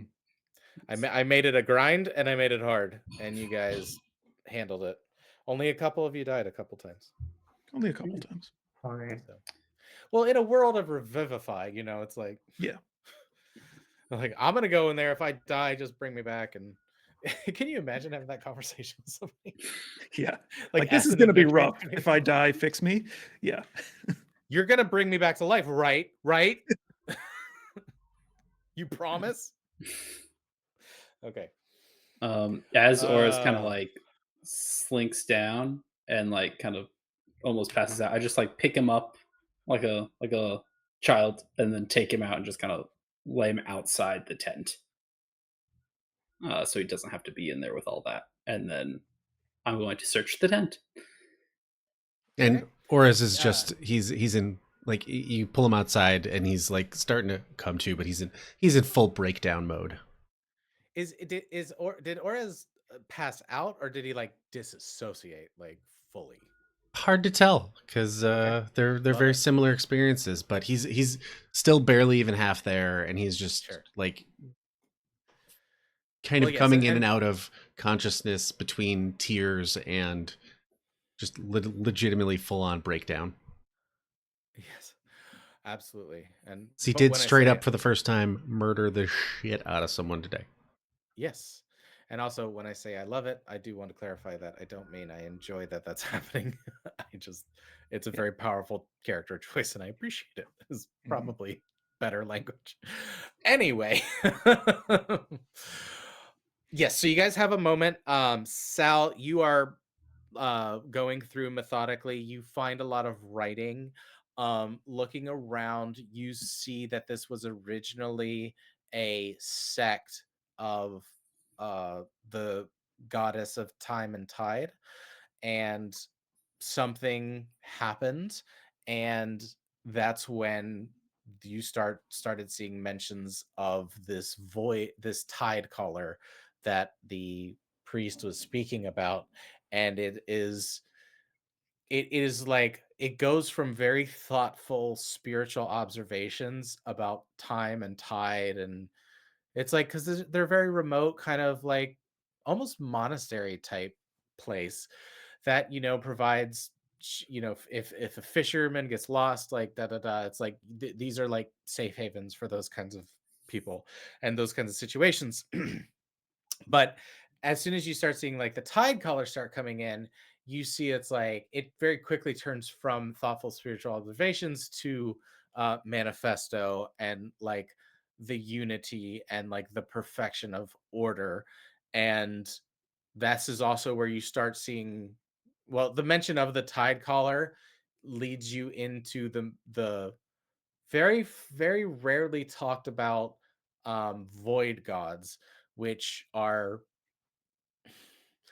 no, it's not. There are, I would say 80% of the places in the world it is completely illegal to, like, you'll be rooted out and exterminated by everybody if you set up like a void god thing. But other than that, it's just not something that's done. Whereas like what Corellia is doing is like un just it's not done as like impolite, whereas this is like, oh, we don't allow this kind of thing to exist. So um the fringe cult that you guys found out before, the cult of Trevisi, that are seemingly intent on keeping the portals open, which is who Corellia has been tasked with fighting. This is like a fringe group of them that now has been taken this tide collar, whatever it is. That's sort of the writings and everything of what you find. Material wise, if you wanted any common short swords. Mhm. God damn it. Is Who it's sells seashells down by the is that short swords? is that pronounced right? And I'm just hearing it weird in my head. Short You sword. can short sword. Yeah. Okay, it sounds completely wrong in my head. Short sword. Semantic satiation. Yeah, Words that. become noise. Oh, is that? Oh, cool. That's what that is. Okay. That happens to me a lot when I'm not masking. That's so any sort of that you find some coins, but it's nothing more. It wouldn't amount to anything more than 10 gold, but you do find a ring, a staff, some gauntlets. So two rings, a staff, gauntlets. The candles that are in this area of the cave, you recognize them as candles of the deep. And you see also that there are clockwork amulets that some of the bodies have on them, um, that have a magical ability. So those are like the magical things that you find. Candles of the deep is common. You recognize that they're candles that work underwater. Okay, it's like neat, but useful, not amazingly so. But I um, mean, we might have to have another day at the pool.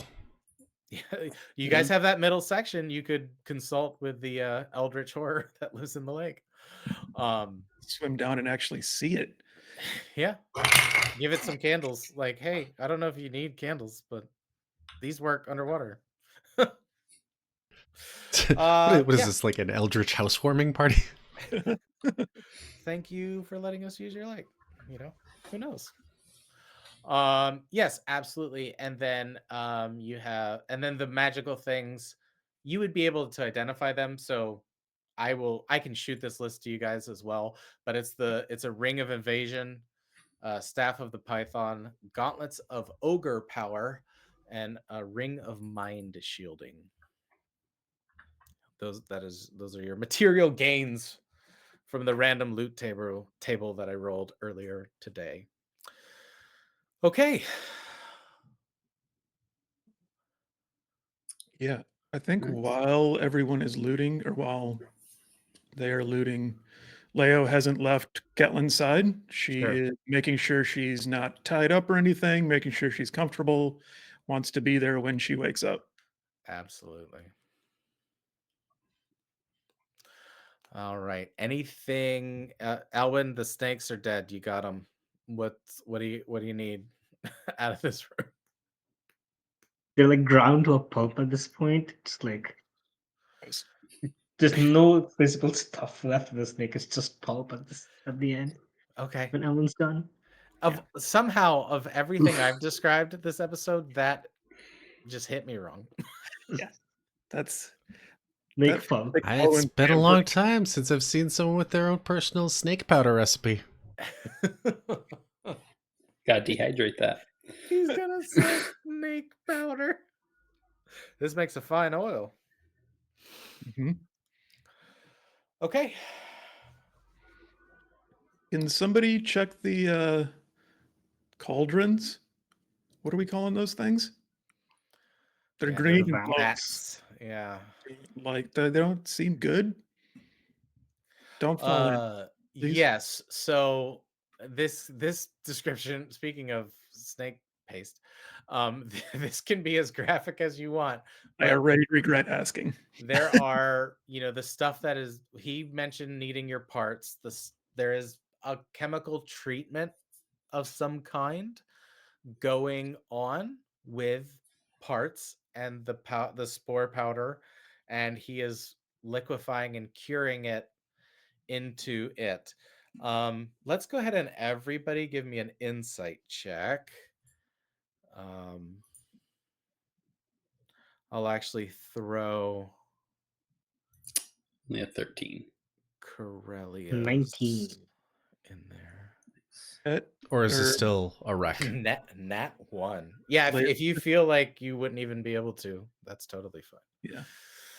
yeah. Sorry, what was Ragnar got an 11. 19 for Elvin. okay? Yeah, so on a 19, I will say that Elvin, you from what you can tell from what Sal is pointing out of like this religion and then this takeover, and then you can see like as the priest began to ingest more and more of the powder, he essentially like broke his brain enough to commune with one of the void gods, and it was telling him like to do these things and basically was making everybody eat the powder so they were more susceptible to like magic. And when that wasn't enough, he turned to like actual modification and then to creation. So it went from modification to let's make something from scratch, and this is what ended up. So it appears that like the organic material has to be cured in this vat to make magic pass through more easily through it, to essentially turn it into like an arcane puppet, while retaining some of the source material's magical ability, I think is the gentlest way I can describe what's happening here. So it's bad. It's real bad. It's truly the most horrible thing I can think of. and and now since it's in my brain, I figured I'd put it into your brain. Sweet. Let's take some home. Okay. Good soup. No. Good soup. Just to submit it to the higher powers of the school. Or I just back thought- me up. When I was drawing this map, I thought to myself, I'm like, I hope this isn't too dark. And then and now that I'm actually describing it in game, I go, I went real dark. Well, what are you gonna do? Okay. So that's pretty much what you guys have in the cave. After enough time so that you guys could actually, if you wanted to set a watch, you could do a full long rest if you needed. If you wanted to do here, or if you wanted to like leave and camp, either way. I don't think Sal would want to leave Auras to rest in here. Yeah, So let's just hang out with all the bodies. Yeah. No yeah. big deal. No, Oris is Yeah. barely able to move. So Let's go. yes. Not So bad. as you guys fully search, Ketlin is still out cold. Like you've like gently tried to like wake her. She's not stirring at all. It's like it's the energy of the someone who like just needs this sleep from what they've been through. Mhm. And you are able to make your way back out. The cave is completely quiet now because everything was compelled and now has been taken care of or turned into a paste. The water elementals that were guarding the entrance you see are no longer like bound to their task, and they're just gone after you guys observe long enough, because you guys would be able to like repeat the check, so you'd eventually figure it out. I'm not going to make you guys roll for that. You are able to get away from the cave and scout a suitable location for camp. It's too late in the day to make it back to any sort of like inn or something like that, but I will say that you guys are able to make a secure camp. You're able to get a long rest, so go ahead and indicate that Yay. if you yes. Yeah. And then between now and next session, don't forget to go to that level 6. But in the morning, Sal, are you the breakfast? Are you just the meal? Do you just do meals or by kind of default on expedition, or do you guys have a rotation? I think so. Okay. I think so. Okay. So yeah. So Sal, you wake up. You're getting breakfast ready for everyone. Corellia's comes out of her tent as if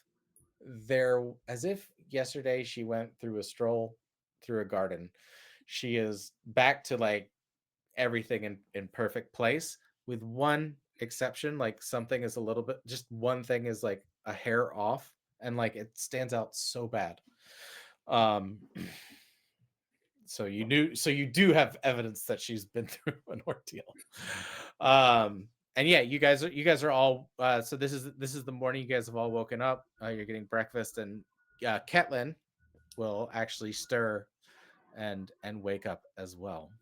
And Leo doesn't have to sleep, so she tranced next to Catelyn all night, kept an Okay. eye on, and is there Yes, when and yeah. So as Ketlin wakes up, because you realize like she's like she's like an exact copy of you, so she technically shouldn't need to sleep either.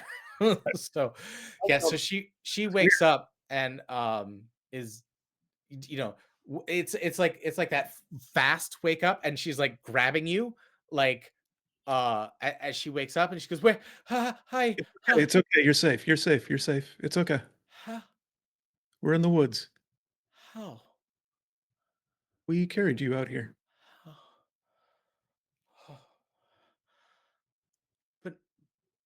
but you Oh yeah, how that part?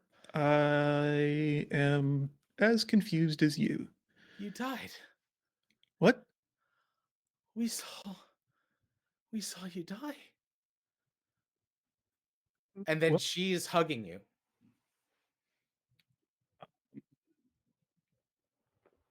Hug her back Yeah. tentatively.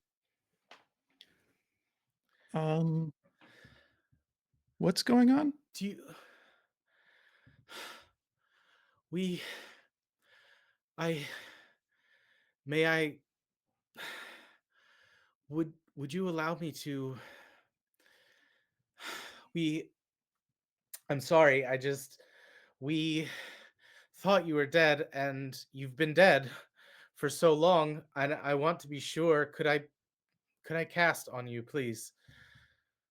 Asked what? Just druidic magic. I promise it won't hurt you in any way. I just have to be sure. Okay.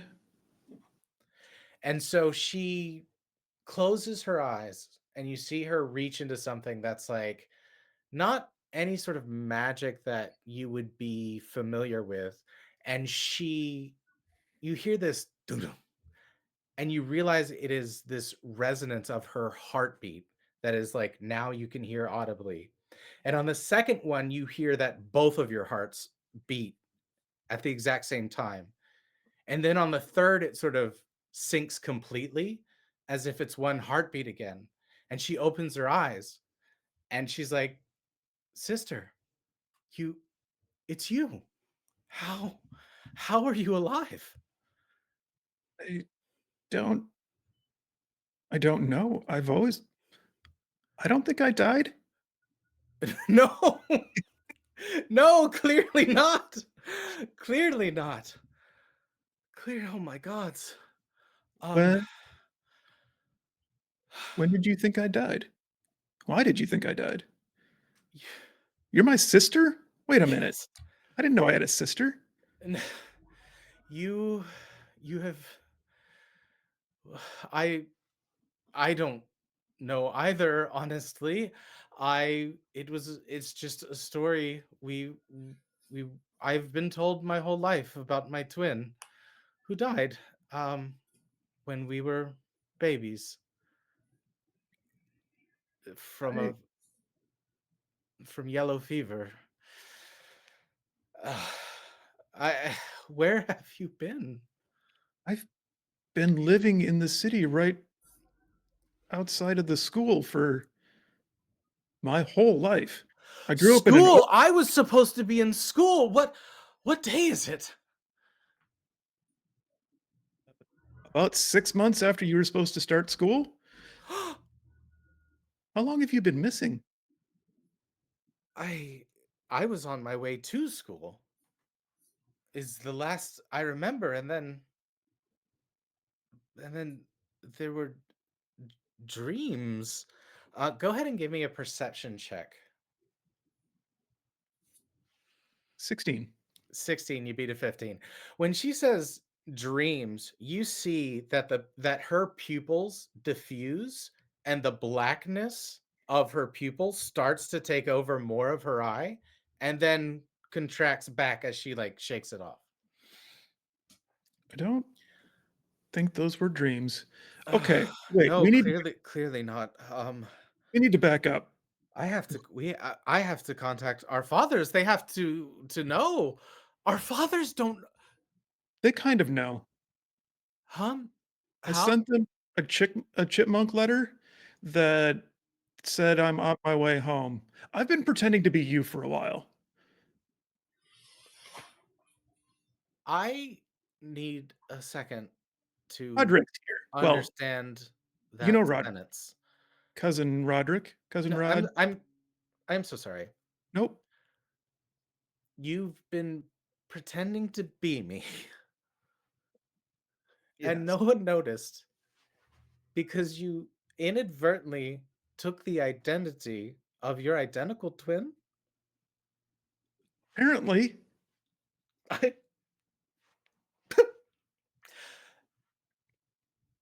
I I don't know if I am mad or delighted at the irony.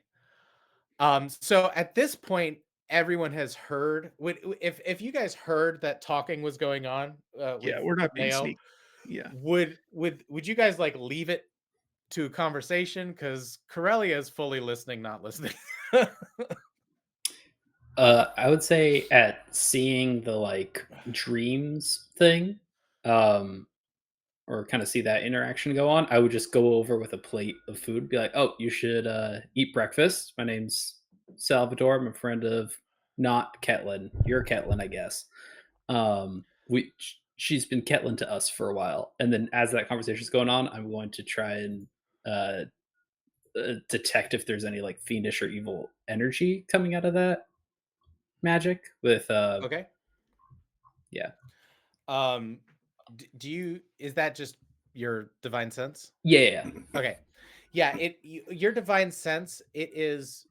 So whatever smell. So does Sal have like is his divine sense sort of inadvertent in the sense like people just kind of give off a sort of smell and he can kind of gauge their evilness that way? Is would that be fair to say, or is it more of a visual? It's more of a smell thing, but because it's an action he takes, it's a more he's looking for a scent, kind Okay, of like activates got that. it.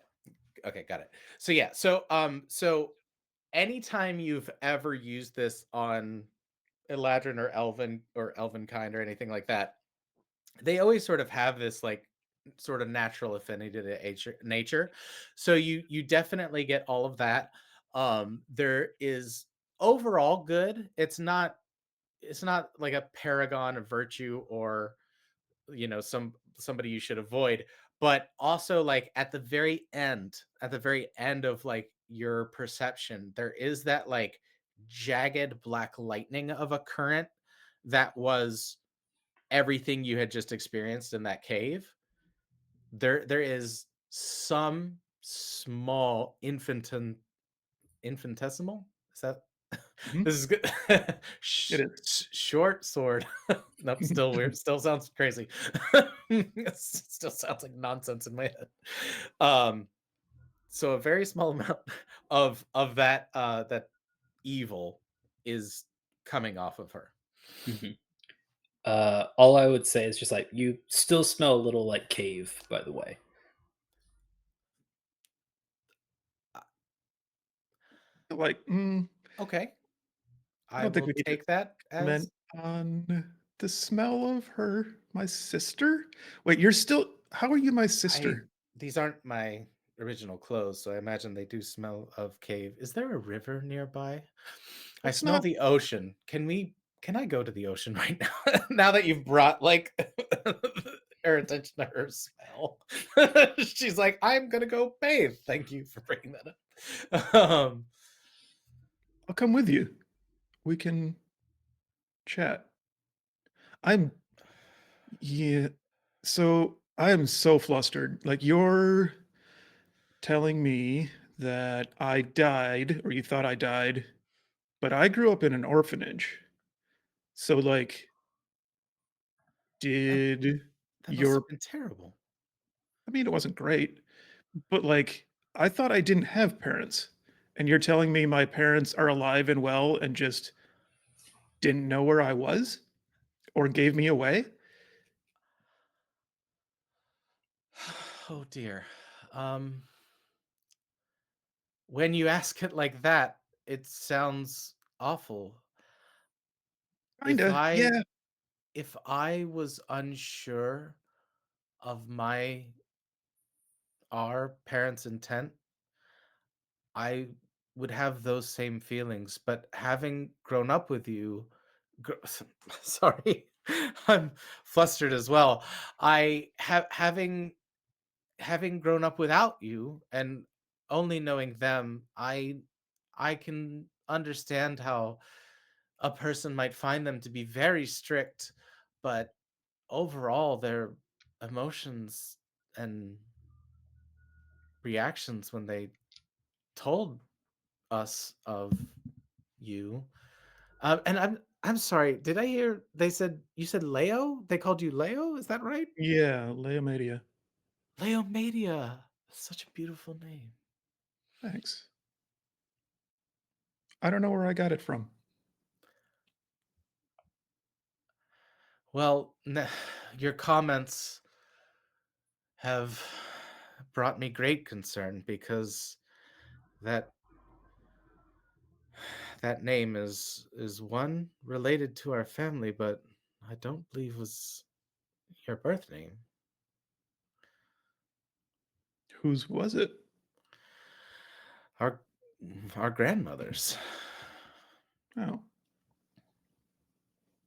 which speaks to a familial involvement, but not an action I would attribute to our parents. huh.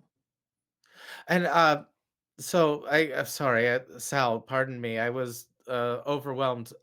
Thank you for rescuing me. If you're a friend of Catelyn's, I can only assume you were involved. And You're thank Catelyn, you not to Catelyn. all of you. Yeah, we're Uh, happy to help. Everyone, go ahead and give me an insight check, and this is going to be a high DC. Cat got a 6. Or Leo got a 6. Okay, 22. 15. 22. Oh, for Okay. Ragnar. So 22. Damn it, you beat a 20. Okay. So Sal, as she is thanking everyone for her rescue, you notice that Corellia and her lock eyes for just a split second longer than she did with anyone else. But other than that, like, and it's like it's noticeable, but it would be hard to draw a conclusion from it other than the obvious one. I won't say anything about it right here and just kind of keep that in my back pocket for a bit. Okay. Okay. Yeah, so she is thanking everyone. Um yes, oh, food. I am suddenly starving and you see her start to dig in. Yeah.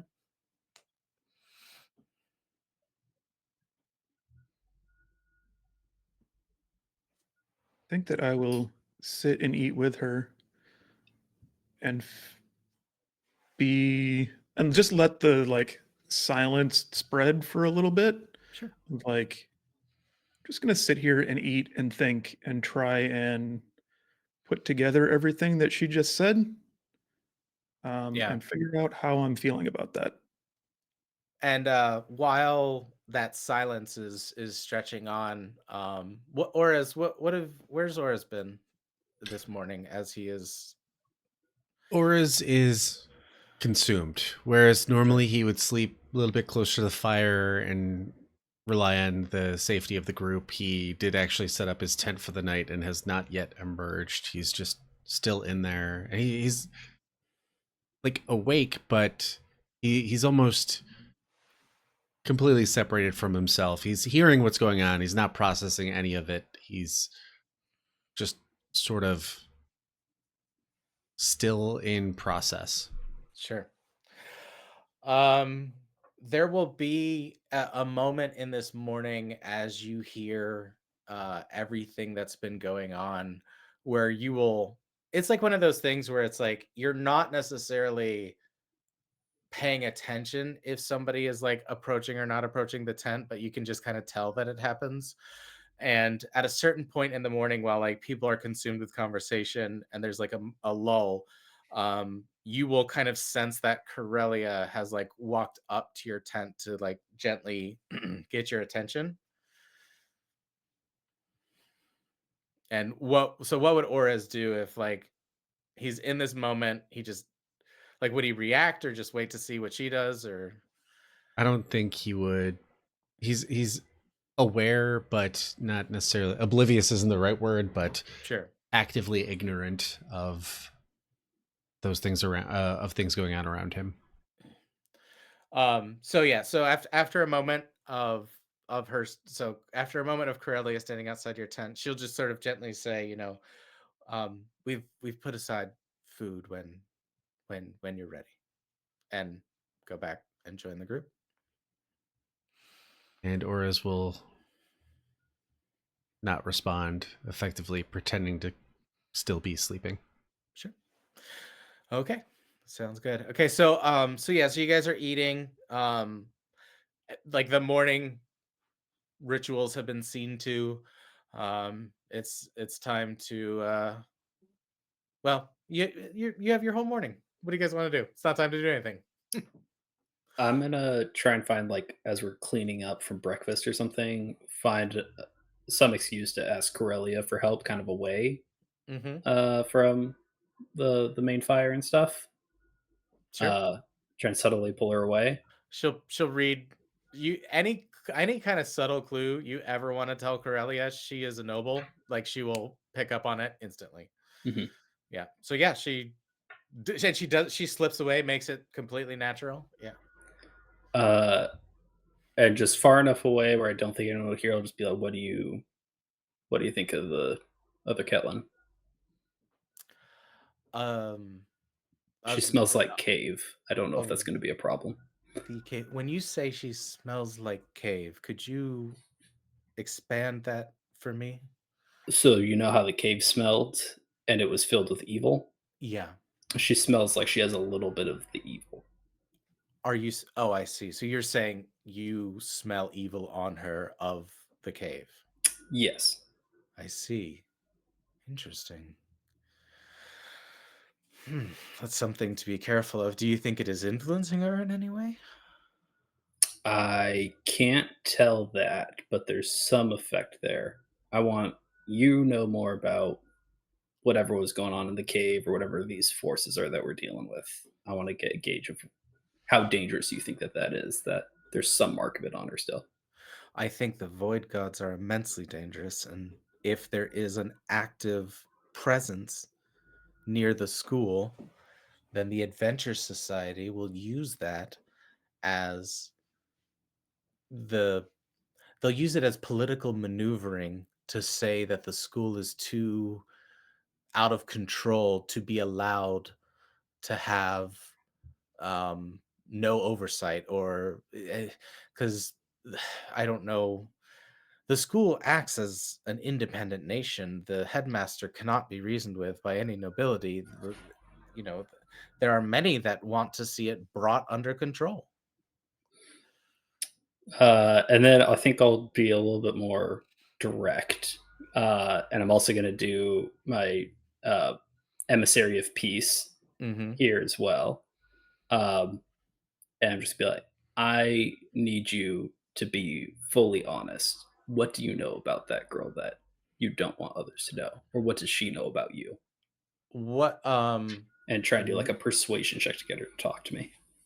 are you hiding the fact that you're casting Emissary of Peace? It's not like a spell that's being cast, but I think I'm being relatively brazen with it. Like my eyes kind of glow blue as I'm doing it.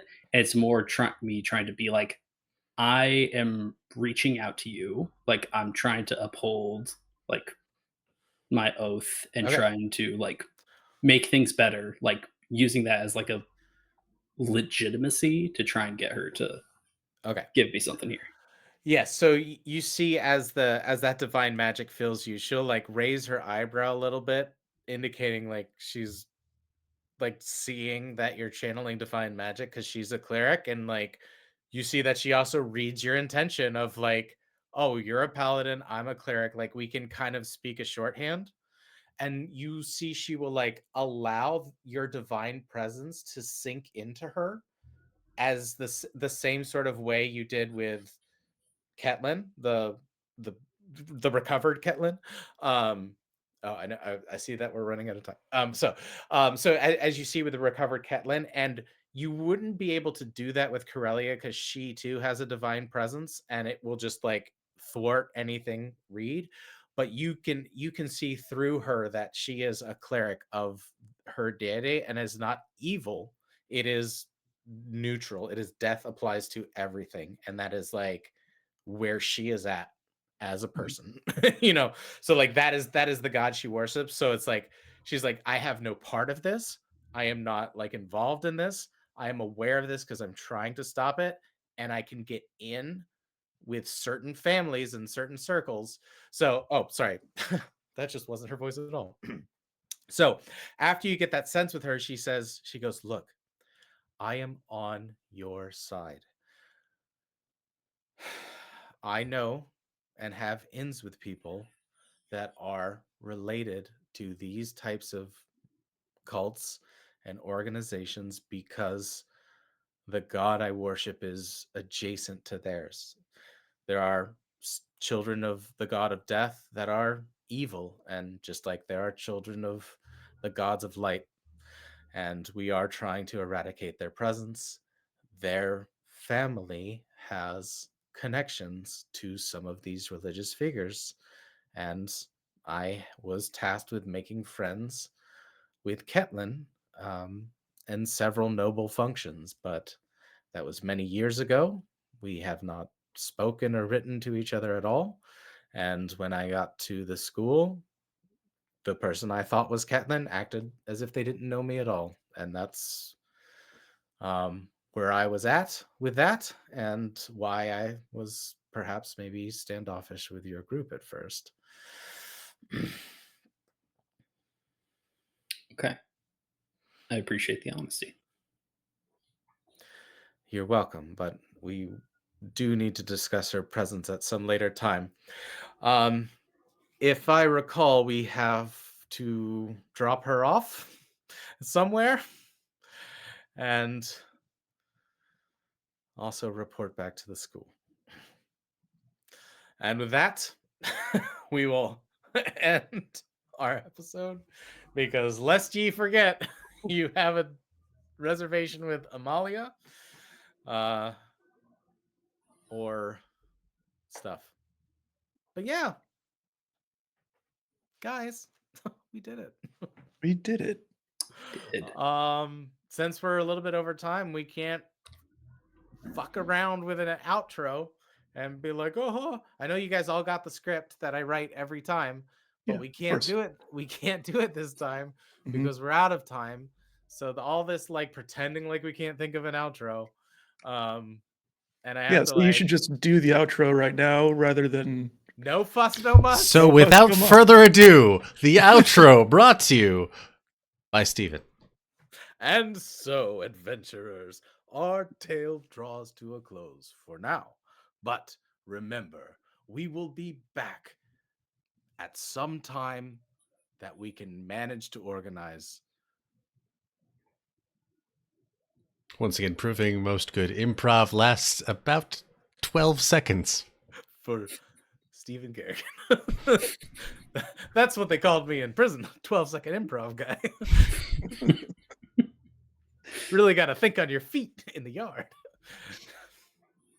God damn it. and that is exactly how we scripted that. So well done. Please, Jesus, that's going to be on the internet.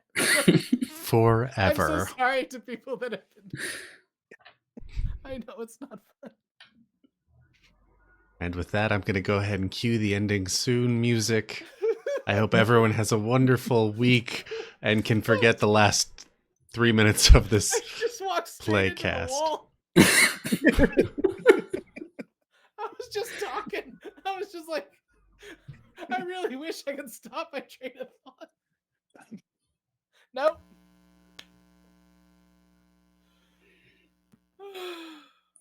I'm so sorry. Oh. Well, whether or not we stop, I do have to get off immediately. Be well, everyone, and good night. Good night. Goodbye.